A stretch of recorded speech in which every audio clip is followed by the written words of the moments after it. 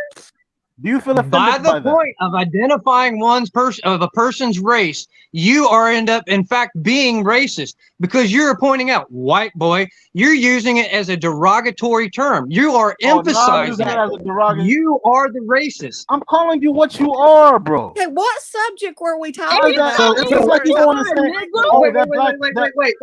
Wait. Now, if we do this other way, if I was to sit here and call if I you a called you black a white boy, trash, I would right? be If the I called you racist, white would trash, I not? that's derogatory, right? Do you agree that if I called you a white trash, whatever, isn't that derogatory?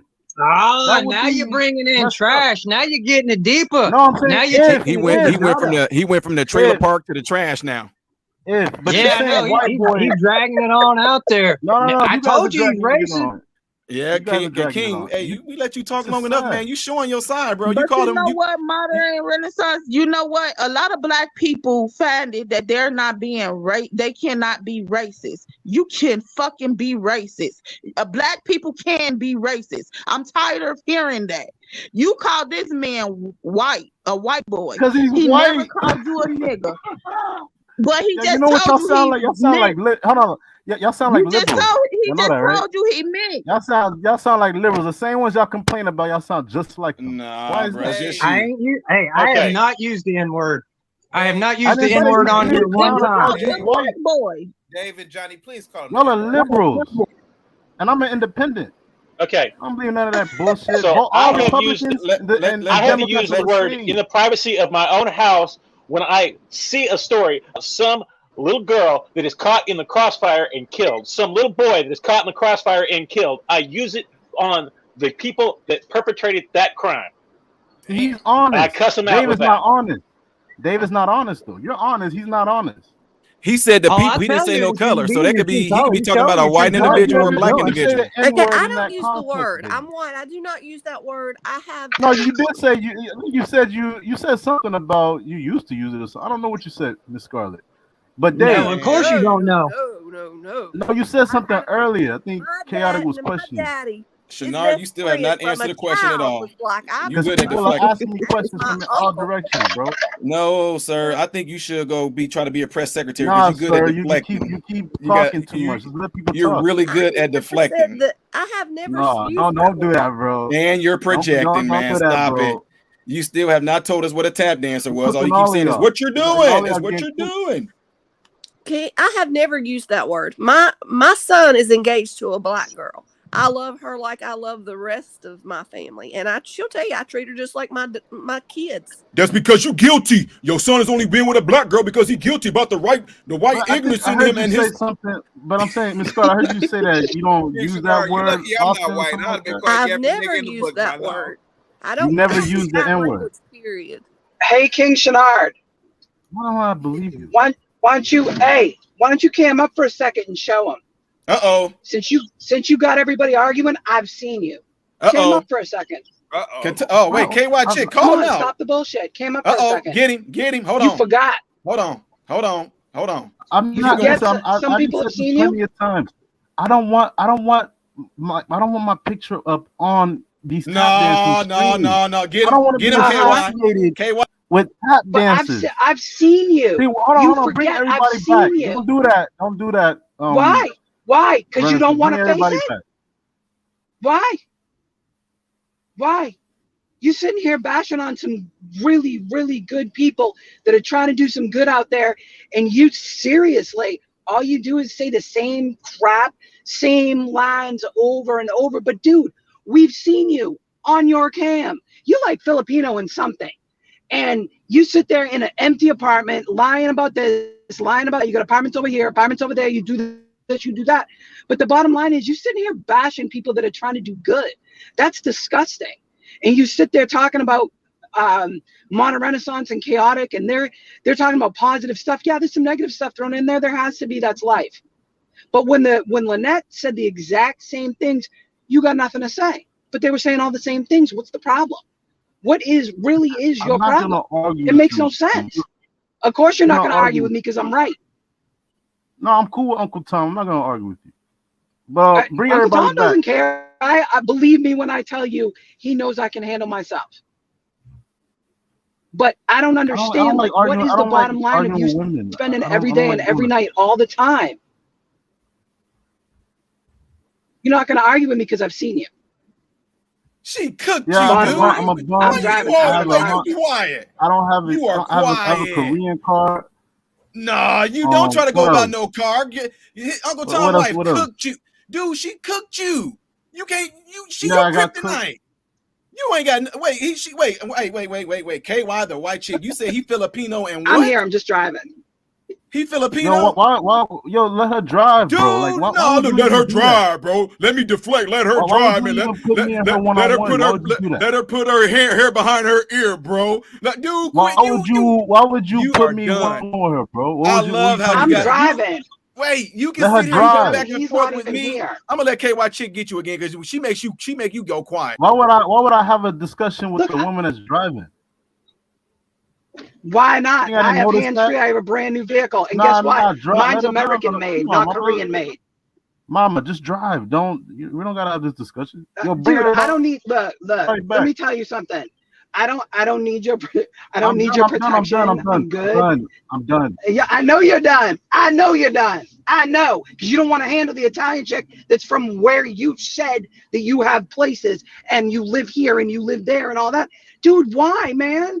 People are out here trying to make a damn difference for kids like mine that are mixed and growing up in this whole fucked up world that they don't know half of what the hell is going on or who they should trust or nothing because people are so ignorant about stupid shit instead of what matters, which is everybody substance. back.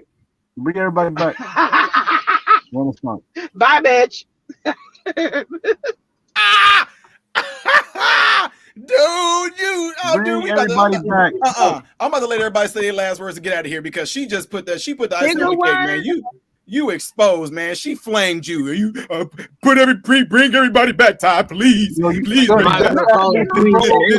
This woman cooking me. To him real quick. She called you out. Go ahead, lovely. Modern Renaissance. Can I say something to him real quick? Go ahead. So go ahead. you're on here speaking about using the nigger word when you're not black. How the fuck dare you? And then you talking about chaotic being what you say he from? He's Nigerian or something? He's from Nigeria. No, he's fucking black. You're not near black. And you talking about him talking about nigga? Look at his skin and look at yours. How dare you speak on anybody talking about black people? He ain't gone. He's still there. Go ahead, lovely. He can hear you. You're Korean and you're talking about black Filipino. people. What are Filipino? How the No, fuck I'm dare black. you? She You was, have no, no she was room lying. to I'm speak black. on nobody speaking about black people. I am black. Prove it. The lady just said she seen you. Yeah, because you believe anything. So now you're gonna lie. No. Well, show us. Show us then. Show us. No, this show is us. sad. Why are you tap dancing Renaissance? Why are you doing this? Show us. See, this is what you folks I'm do. pretty folks. sure Chaotic says you have to cam up to come on his stream if you're a man. So You let him on I'm pretty sometime. sure she's seen you before.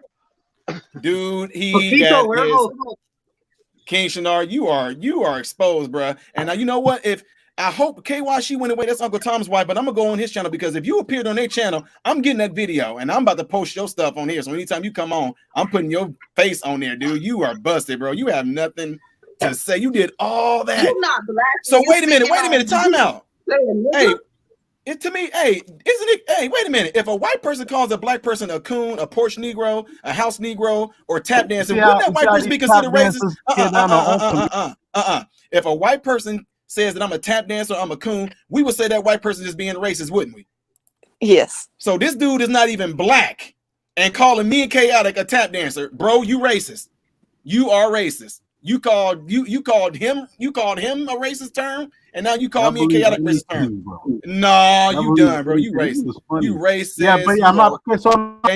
Thank you for showing us who you are. You are Filipino. Matter of you fact, ain't got shit else to do with your life but talk shit. That's it. But the thing is, he literally, if he's not even black and he calling us porch Negroes and house Negroes or Uncle Tom's and tap dancing, the dude is racist. So since you Filipino, I got. Hey, King Shinar, sila ang ulo mo, malaki ang pua mo. Now you're just lying. You King just Shinar, resorted to lying. King Shinar, King Shinar, King Shinar, sila ang ulo mo, malaki ang pua mo. You know how all of y'all look right now? Sila ang ulo mo, On this malaki ang channel? buhok Y'all mo. look- all y'all look like clowns to me. Pangit. Except for Miss Lovely. Pangit. Miss Lovely, Sila ang you're ulo mo. beautiful. You're not a clown. The rest of these Pangit. fools, these are all clowns. Banana also. So que sa kang kapayo. Look at him. Look at him. Yo, look at him. Look at him. Look at him. I'm speaking your language. Look at him. You don't Look even at know him. your language. I know your language better than A you. You whole should be ashamed of clown out yourself. You should be ashamed. I know your language better than you, King Shinar. You should be ashamed that I know how to speak your language and you don't. MRM. Go ahead, Chaotic. Can I say my Go last ahead. words before I get up out of here? King Shenard, see, these whites are too nice over here. If I was white, I'd call you a nigga every time I got an opportunity to talk to you. Guys, have a good one. We can't Chaotic. He's Filipino. I got too much respect for modern Renaissance man to do that. Nah, you call him King Shenard. Just King Shenard. No, they'll let you do that. You know that, right? Those are tap dancers, bro. They don't Bro, care you if you just call said them another the racist N-word. term. And No, you no, no, still no. haven't said what They a don't tap care. I If have you them. They respect don't for really Ty. care if you call them the N-word. I They don't have care. respect for Ty myself. I would not You do don't that have to him. respect for them, bro. You just like Yes, you I only do. cool with them because they hate themselves. That's See, it's Oh, easy. really? That's how you How do deflect. you know that? How do you put the words in this white man's mouth for him? He knows you. He's Filipino now. Come How on would now, you be That is so Shaniqua. great. How would you be cool with somebody That is that has no respect and for you themselves? and you are even trying to sound like you black too. That's even crazy. You perpetrating. That's the Are even you doing crazier culture? part. Yeah, you're supposed to be up Race here baiter. talking. I cannot even. Race baiter. How can you befriend someone who has no respect for themselves? How? That's crazy. You have no Race respect for baiter. your culture. You don't even speak Filipino. You don't speak it at all. You don't even say, how can you have a respect for a black? Y'all That's know how you're I'm not supposed to be even talking. Filipino, bro. Y'all know that. Tito Y'all, it's funny that That's y'all still crazy. continuing this lie. Y'all know I'm not no Filipino. Sila ang ulo mo, I malaki say ang if puwet mo. this Y'all only blows your doing this mind, because y'all look if stupid right now. this Let us stream see how you blows look. your mind, you need to come check out this Ock Nation News stream. You will absolutely lose your mind on that. Because He's we already did. go He can't answer through your question. and we go and talk about all the crime. We go nationwide and we see what's going on and trending with the crime. And there seems to be one common denominator in all of it. And it happens to be just what you're talking about. Happens to be a racial thing. I'm trying to promote your that's channel, bro. See, look, he gonna try to deflect. No, Look, that is my He's a race baiter. my brother in YouTube there, Akintunde. He is born in Nigeria, but he's been here since he was 3. King Shenard. Yeah, what are you Boy. trying to prove, though? You guys Hey, see King people that Shenard. don't. Hold Can on, I live? yo, Can I live in one of your you think tap apartments? dances don't Can exist? I live in one of your apartments? Yo, Dave, let me ask you a King question, Shenard. bro. Nah, I'm sorry. Where KY girl? That's No, I'm not even like listening to I you right want to now. bring I want to He bring ain't KY said girl shit back to up you. here. He Can I I ain't want to ask bring a KY. question at but least? you want to mess with No, Dave. buddy. Let me ask you a question. Where KY? I wish that girl would come back. I want KY to come back because she was cooking you, man. Hey, y'all, we getting ready to get out of here. Y'all got some last words because this was very entertaining. Dave. Hey man, it's been a good time. I've enjoyed it.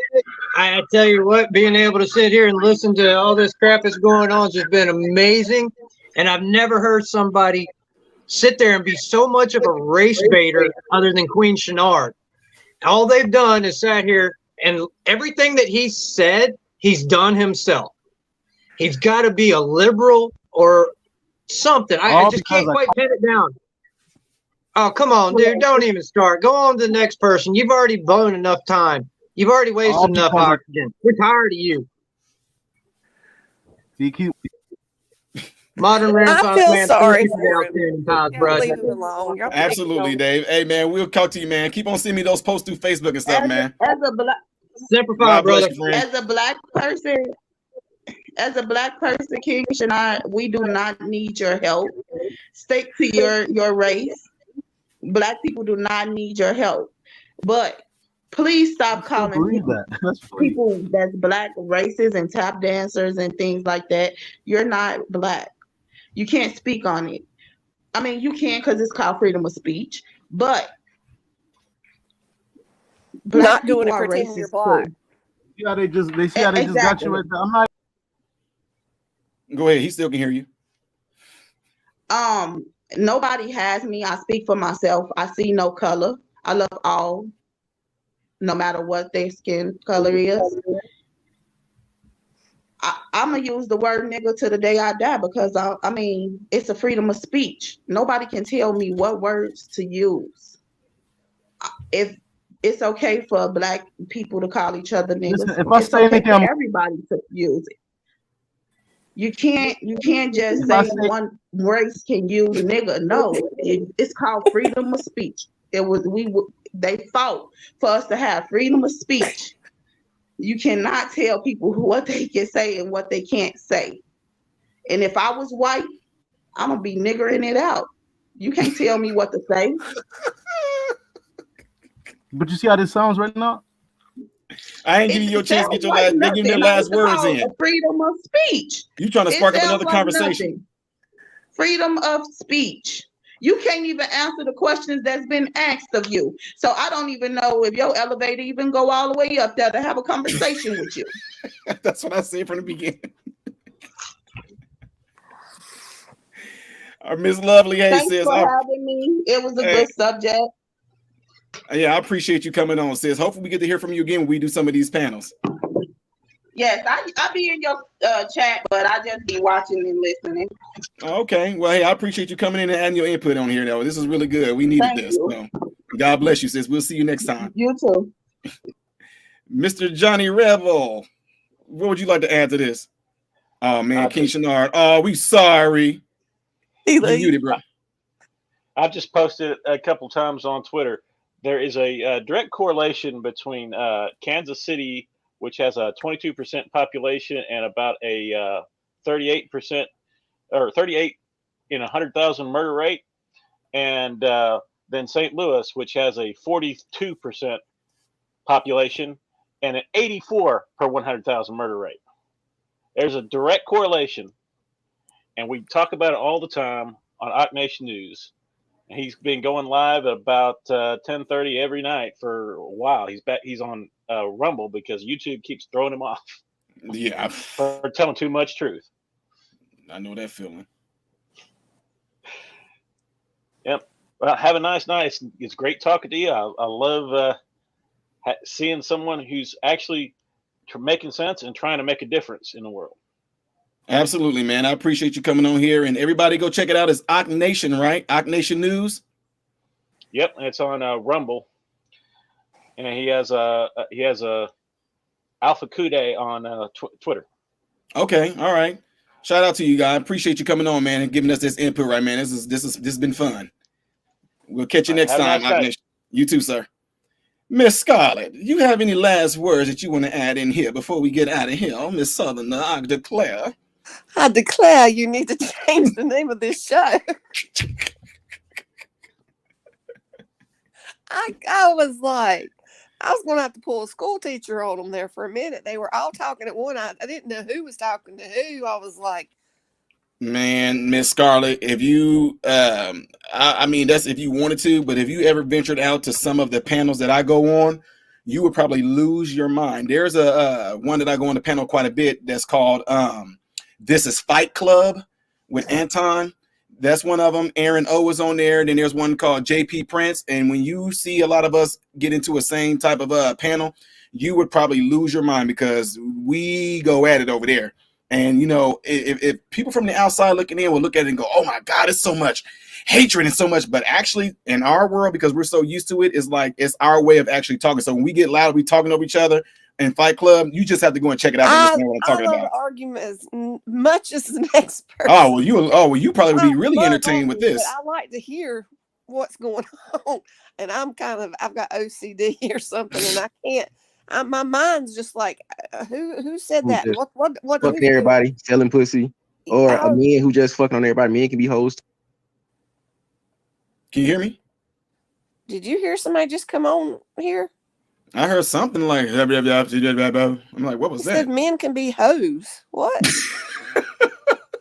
That's what it said, or he said. Yeah, we might be getting some feedback in the studio thing here. I heard something too. That's why I was like, huh? He said men can a really be hoes. bad word, and then he said men can be hoes. I heard effing something, and then men can be hoes. Yeah. Well, Do we got some feedback in here? Something. that was creepy. Yeah. But I love it. I love it. I love to argue. I love to fuss. But Lord, I was like, y'all need to just take turns or something. You should have muted all of them. Let just one speak. Well, unfortunately, on this particular app, if I mute somebody, they can press a button to unmute themselves. So that's why a lot of times y'all saw people disappearing. That's the only way I'll be able to do it sometimes, is to actually drop them down or something like that. Yeah, I was like, I didn't know who was. I didn't know who was saying what, and I went and took my dogs out and came back, and all I heard was white boy, and I'm like, who called who a white? What's going You on? like, how did it escalate to that? And the guy told me, he said I was lying because I said I don't use that word. He said, well, why do I think you're lying? I'm not lying. I've never used that word. Like I said, I grew up with family. To me, they were family, and I've always loved them and treated them like they were my family. They were more of my family than my real family, honestly. Mm-hmm. And Reggie and his wife Louise, they kept me during the day while my parents worked, or Louise did. So I was there with her all day long. I mean, she was like my other mom. So when someone says, "Oh, I've never," because you learn respect and you love somebody like that, you would never use a word like that, right, to hurt anybody when you love somebody that much. I mean, so I was like, I don't use it. Period. No, that's dead on. I mean, this turned out to be really interesting. And now, like I said, I mean, and I'm being so honest when I say this. I am being so honest when I say this, folks. And yeah, it took for me to repeat it twice, because it takes me to repeat it twice to individuals that y'all seen that was on this panel. Where individual is that I know that King Shenard is I'm King Shenard. You might be watching this still. I'm serious when I say this, and I'm not saying this to hurt you or nothing like that, but you seriously have like the mental intellectual of like a 17-year-old person. Like the lack of understanding in there is really concerning, considering how old you say you are, and not be able to answer some simple questions. That says a lot, man. It really does. And then to turn out that the dude is not even black, that made it even Was worse. he trolling? Was he just trolling? Well, I mean, he goes. I didn't seen make him a on lot of Chaotic's sense, channel.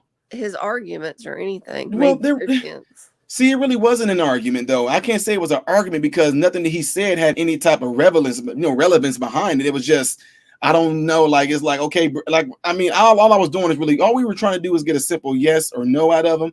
And when you try to, but he did that, it's, oh my God. I mean, yeah, I know. I was wondering what was his issue. I mean, you know, if you're gonna come on here and make it clear, hey, I don't like you saying that word, I take offense to it or something. But he never did say that. No, that's what I'm saying.